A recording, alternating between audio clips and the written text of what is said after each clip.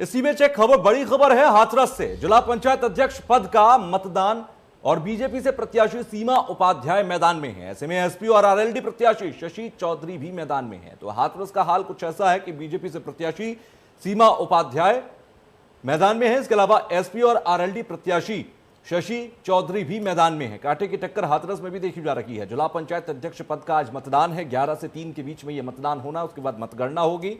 और इसी बीच अगर देखें तो यह आंकड़ों को जुटाने की कोशिश हर पार्टी की तरफ से की जाएगी। 2022 से पहले का सेमीफाइनल इसे इसलिए भी कहा जा रहा है क्योंकि सीधे तौर पर जिला पंचायत का अध्यक्ष जिला पंचायत चुनाव रूट लेवल पर पार्टी की पकड़ को और मजबूत कर सकता है।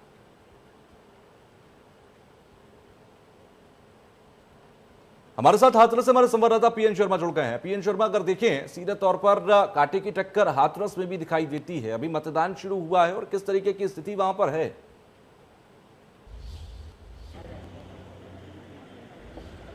जी बिल्कुल, बता दूं आपको, जो कांटे की टक्कर है वो कही जा सकती है क्योंकि जो भारतीय जनता पार्टी की समर्थित प्रत्याशी हैं सीमा उपाध्याय, पूर्व में भी जिला पंचायत अध्यक्ष रह चुकी हैं, आगरा सांसद रह चुकी हैं। उनके जो पूर्वकार रहे हैं तो उनका जो कहना है कि उनका पूर्ण बहुमत है। और जो कह सकते हैं कि राष्ट्रीय लोकदल की जो प्रभारी हैं नेता हैं गुड्डू चौधरी जी हैं, जो उसमें शामिल हुई हैं, शशि चौधरी जो उनके सामने हैं, उनका भी यही कहना है कि जो उनके पास में भी पूर्ण बहुमत है क्योंकि कहीं ना कहीं 11 निर्दलीय हैं जिस पे पूरा दारोमदार तय करेगा। और आप कलेक्ट्रेट के अंदर सभी लगभग जा चुके हैं कि 11 बजे का समय इनका दिया गया है चुनाव का और 3 बजे आज ही रिजल्ट आ जाएगा। कड़ी सुरक्षा व्यवस्था के बीच में पूरा जायजा लिया जा रहा है। कह सकते हैं पुलिस फोर्स एक अच्छी तरह से तैयार की गई है। एडिशनल एसपी को नोडल अधिकारी बनाया गया है, 3 डीएसपी को लगाया गया है, वहीं भारी पुलिस बल 2 प्लाटून पीएससी भी है। तो कह सकते हैं कि तैयारियां पूरी हैं और कांटे की टक्कर है। कहना मुमकिन नहीं है कि कौन इस समय प्रत्याशी होगा, वो 3 बजे ही पता चल पाएगा। जी, लेकिन साथ ही साथ अगर देखा जाए क्योंकि मतदान चल रहा है और आपने कहा कि सीधे तौर पर कांटे की टक्कर देखी जा सकती है कहीं ना कहीं, क्योंकि आरएलडी और सपा की प्रत्याशी यहाँ पर एक ज्वाइंटली प्रत्याशी हैं और ऐसे में दूसरी तरफ बीजेपी के, क्या आंकड़े किस तरीके के हैं? किसका पलड़ा, अगर आंकड़ों के हिसाब से अगर देखा जाए तो किसका पलड़ा भी भारी नजर आता है? जी, ये कह सकते हैं कि सत्ता में बीजेपी है तो बीजेपी का कहीं ना कहीं बहुमत थोड़ा मजबूत हो जाता है। लेकिन दूसरी ओर कहा जाए कि आरएलडी और समाजवादी पार्टी जो कह सकते हैं कि पूरी अदर पार्टी है जो उनका समर्थित प्रत्याशी शशि चौधरी हैं, तो उनका भी कहीं बोलबाला अच्छा कि एक जो सबसे बड़ा रिजल्ट है वो कि जो सदस्य हैं वो बीजेपी के पूर्ण नहीं है, न सपा के पूर्ण है। तो ये कह सकते हैं कि जो निर्दलीय है 11 उन पे दाव खेला जाएगा तो वो किसकी ओर जाते हैं, अब वो पूरा खेल रहेगा उसी पे डिपेंड कहीं ना कहीं अपने पक्ष में करने के लिए तमाम पार्टियों की तरफ से लगातार कोशिश की गई होगी।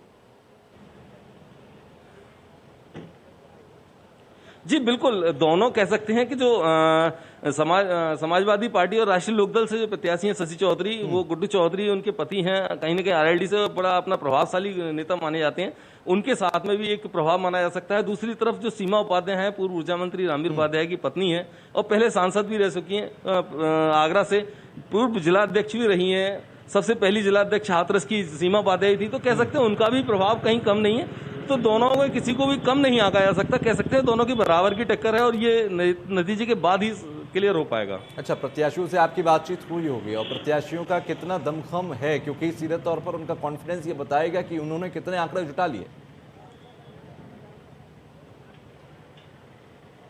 बिल्कुल, मैं कह सकता हूं आपसे दोनों ही प्रत्याशियों से हमारी बात हुई है, लेकिन दोनों का कॉन्फिडेंस जो लेवल कह सकते हैं, यदि लेवल में एक मापदंड आपा जाए तो दोनों ही ऊपर बोलते हैं क्योंकि कोई भी कम करने को आंकने को तैयार नहीं है और सभी के तेज जो चेहरे पर चमक निकल के आती है वो सीधी सीधी निकल के आती है। कहते हैं कि हमारा जिला पंचायत अध्यक्ष चुनना तय है कि हमारे साथ में पूरा समर्थन है।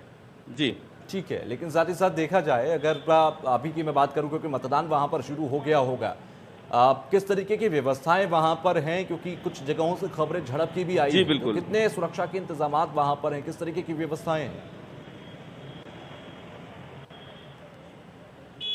जी बिल्कुल, मैं बता सकता हूं आपको। जो आप देख सकते हैं मेरे पीछे अंदर भी पूरी बैरिकेडिंग, बाकायदा बैरिकेडिंग की गई है। जो व्यवस्था है पूरी एक तरह से पूरा प्लाटून, दो पीएससी का प्लाटून बनाया गया है, एक जो अपर पुलिस अधीक्षक हैं उनको नोडल सुरक्षा अधिकारी बनाया गया है, 3 डीएसपी को यहाँ लगाया गया है। बाकी पुलिस बल जो है वो एक भारी मात्रा में लगाया गया है, दंगा नियंत्रण वाहन के साथ में लगाया गया है। बाकी जो सुरक्षा व्यवस्था है वो पूरे दायरे में मैं आपको दिखा सकता हूँ कि जो बैरिकेडिंग है इसके अंदर कोई नजर नहीं आएगा आपको, क्योंकि इसके अंदर चुनाव के लिए वो जा चुके हैं। तो कह सकते हैं कि चुनाव शांतिपूर्ण तरीके से होगा। यहाँ पे कोई ऐसी व्यवस्था नहीं होगी कि सुरक्षा के दायरे को लेकर प्रशासन की तरफ से कोई कोर कसर नहीं छोड़ी गई है। पूरी व्यवस्था कर ली गई है, दंगा नियंत्रण वाहन से लेके सभी को। और जहां तक जो समर्थन में लोग आए हैं उनको यहाँ से 200 मीटर के आसपास भी उन्हें यानी भटकने नहीं दिया जा रहा है। मैं आपको दिखा सकता हूं, जो इस समय हमारे साथ सामने दिख रहे हैं, ये विधायक हैं, हाथरस की सिकंदराबाद विधानसभा सीट से विधायक हैं यशपाल सिंह चौहान, जो इनकी गाड़ी आगे रुकी है। लेकिन ये साफ कह सकते हैं कि कितना भी कोई प्रभावशाली हो, कितना भी कोई पदी हो, उसको अंदर जाने की इजाजत नहीं है। उसकी गाड़ी साइड में लगेगी और जो व्यवस्था है, कानून व्यवस्था, वो पूरी कड़ी व्यवस्था की गई है। लाज़मी है कि सुरक्षा व्यवस्था को पुख्ता करना बेहद जरूरी है। बहुत बहुत शुक्रिया हमसे जुड़ने के लिए, बातचीत करने के लिए, हाथरस का हाल देने के लिए। अब आगे बढ़ते हैं बागपत की तरफ। एक बड़ी खबर, कलेक्ट्रेट में पुख्ता इंतजाम किए गए हैं और